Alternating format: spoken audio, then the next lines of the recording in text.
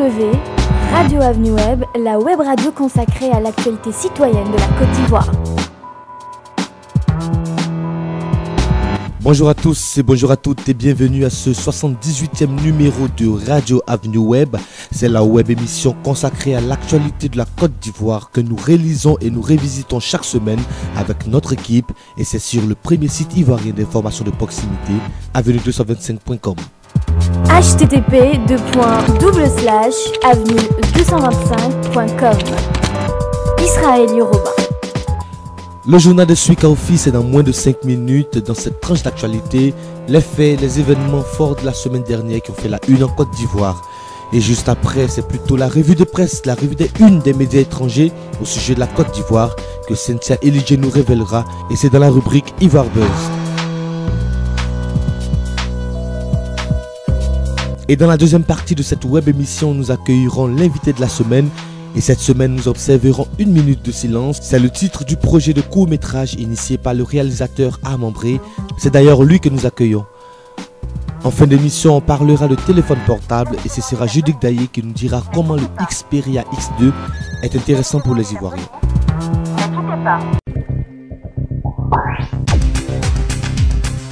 Événements, mode, société, région, religion, diaspora, initiative. Toute l'actualité qui vous concerne sur Radio Avenue Web. C'est nous, mais surtout vous, nos web auditeurs.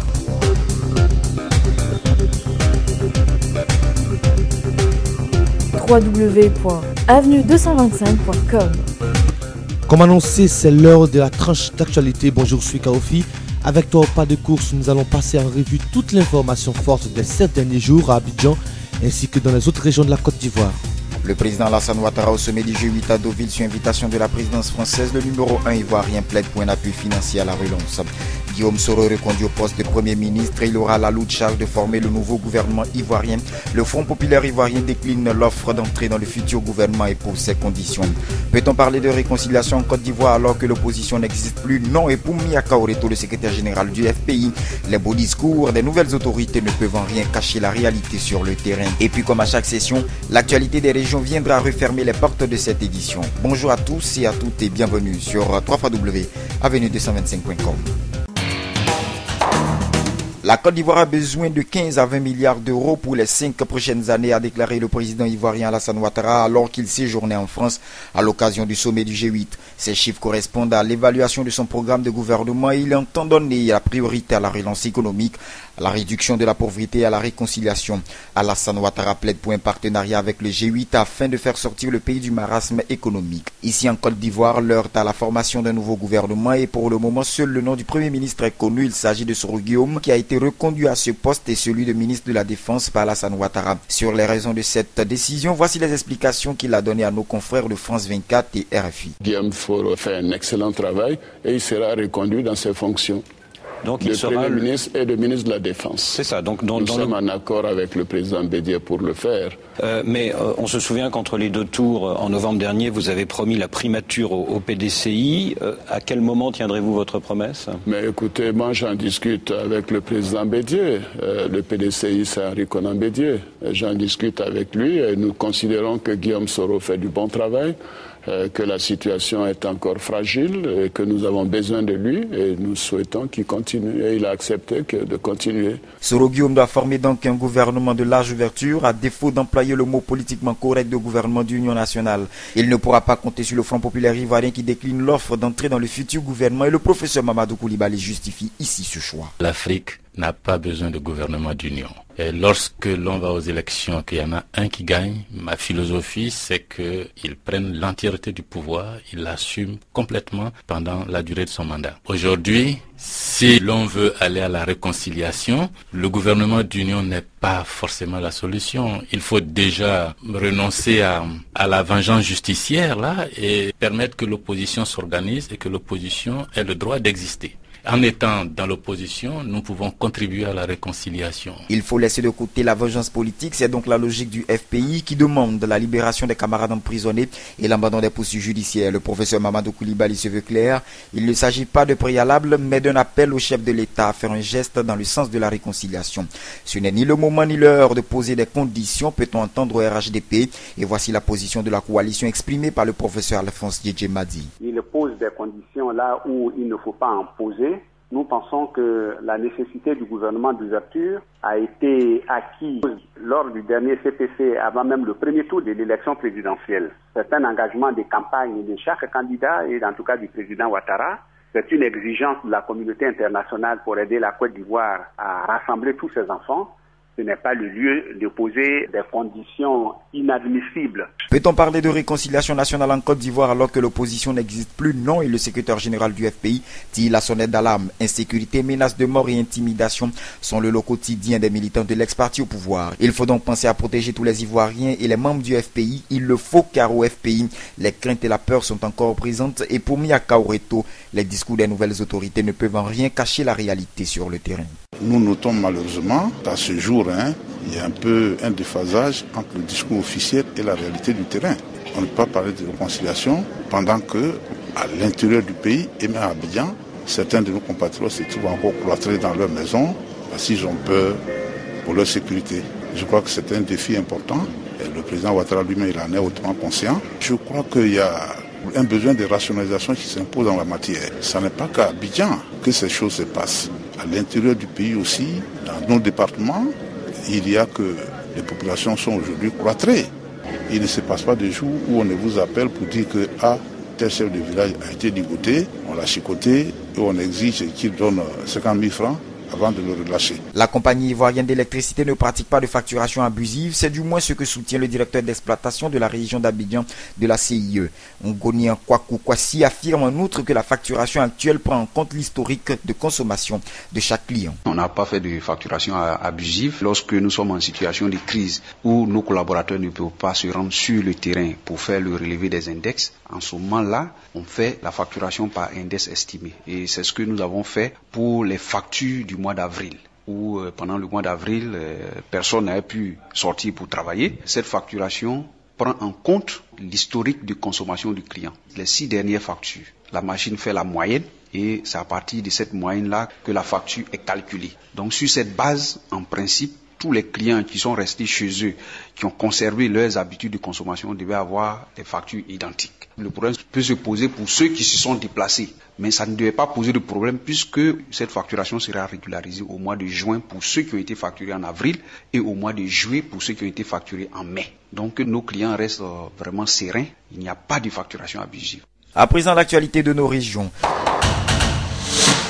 Dans la région du Denguélé, la coordination régionale du programme de service civique national a échangé à l'état-major des FRC avec les ex-combattants démobilisés qui avaient été recensés avant la crise post-électorale. Koulibaly Issa, le coordinateur régional du service civique national dans le Denguélé, nous explique ici les raisons de cette rencontre. C'était juste pour faire le point de ceux qui s'étaient inscrits pour la formation au PSCN, afin que nous sachions combien d'éléments il nous reste sous la main pour que nous puissions démarrer la formation. Avant la crise post-électorale, nous avions 450 éléments inscrits, plus 50 jeunes à risque de la commune d'Odjéné. Malheureusement, ce matin, après le point que nous avons fait, nous sommes à peu près autour de 30 personnes. Après ce recensement, nous devons d'abord nous assurer que le château d'eau qui doit être fait est déjà mis en place. Et cela nous permettra donc d'avoir de l'eau pour un internat de 150 places et d'avoir du courant. Et c'est seulement à partir de ce moment que nous allons pouvoir faire la formation. La formation durera 6 mois, 3 mois de théorie et 3 mois de pratique.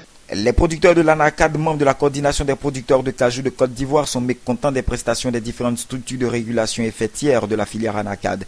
Ils souhaitent que les nouvelles autorités procèdent à une restructuration de ce secteur afin qu'ils puissent jouir du fruit de leur labeur. Voici les doléances de Koné Nalrou, président de cette coopérative. La coordination des producteurs a noté avec beaucoup de regrets les dysfonctionnements de toutes ces structures de régulation, que sont l'Intercajou, l'ARECA et le FURCA. Ces structures n'ont joué aucun rôle pour améliorer la production et la commercialisation des noix de cajou. Elles se sont seulement contentées que des prélèvements favorisant ainsi toutes sortes de spéculations des exportateurs qui a des répercussions négatives sur les prix d'achat borchien aux producteurs. En outre, ces structures de régulation organisations ont procédé au lancement de la campagne 2010-2011 à Abidjan, excluant les producteurs que nous sommes. Ainsi, le prix 285 francs bord champ a été fixé par ces structures. Au regard de ces constats, nous, producteurs de Côte d'Ivoire, demandons au gouvernement de prendre des mesures en réorganisant la filière anacarde tout en plaçant à la tête de la filière des dirigeants compétents. En outre, la coordination lance un appel à tous les producteurs. Seule notre mobilisation nous permettra de défendre mieux nos intérêts. Point final pour le segment de Radio Avenue Web consacré à l'actualité nationale et régionale de la Côte d'Ivoire.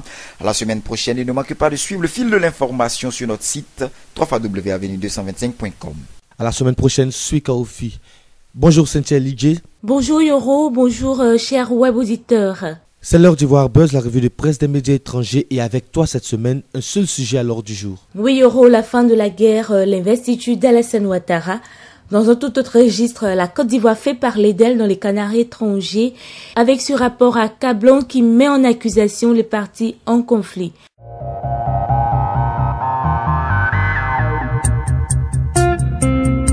Ivoire Buzz, la revue de presse internationale sur la Côte d'Ivoire. Cynthia Lidje, Israël Yoruba. Et commençons avec le journal français L'Humanité qui a étudié le rapport publié par Amnesty International.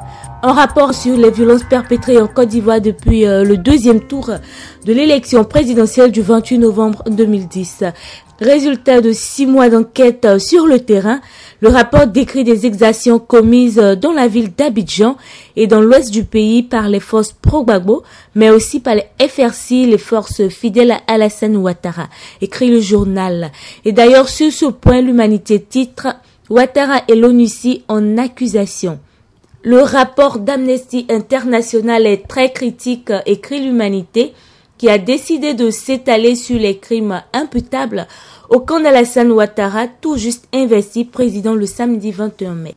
La chaîne de télévision française France 24 s'en est fait l'écho et sur le site de la Croix-Rouge, on peut lire la remise en cause de l'ONUCI. Je vous en donne un extrait. Le document parlant du rapport révèle surtout la faillite de l'ONUCI, la force de maintien de la paix des Nations Unies lors du massacre de Diokwe.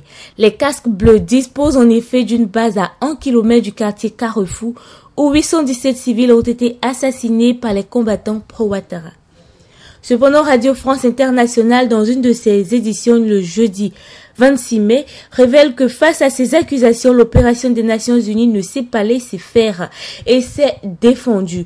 Et selon RFI, c'est lors d'une conférence de presse que le chef de la division des droits de l'homme, Guillaume Nguefa, a réagi en affirmant que l'ONUCI ne disposait pas des moyens suffisants pour répondre aux besoins de la population. L'organisation dresse un bilan de 1012 morts dans l'ouest du pays, dont 505 à Diokwe. Des chiffres qui ne correspondent pas à ceux donnés par Amnesty. C'est en tout cas ce qu'affirme sur les antennes de RFI le responsable ONUCI. Et puis le quotidien Le Monde précise que ce rapport fait suite au rapport de l'ONUCI et de la Croix-Rouge internationale faisant état de tels massacres de civils, notamment par les forces d'Alassane Ouattara aux alentours d'Abidjan. Voilà, c'est terminé pour aujourd'hui. Je vous dis au revoir et à la semaine prochaine. À la semaine prochaine, Cynthia.